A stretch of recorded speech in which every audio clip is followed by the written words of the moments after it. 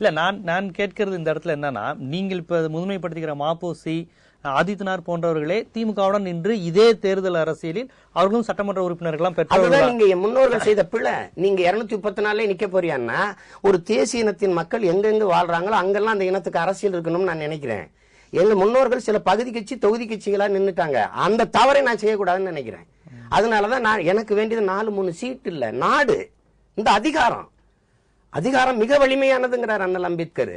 எத்தனை ஆயிரம் துன்ப போட்டுகளானாலும் ஒரே ஒன்றுதான் அதுக்கு, ஒரே சாவிதான் அதுக்கு, அது ஆட்சி அதிகாரம் மட்டுமேங்கிறாரு. அதை தவிர நான் வேற என்ன செய்ய முடியும்? நானா நம்ம நீ என்னடா நீ ஆளணுங்கிறேன். நல்லாண்மை என்பது ஒருவனுக்கு தன் பிறந்த இல்லாண்மை ஆக்கி கொள்ளலன்னு எனது மறை சொல்லுது.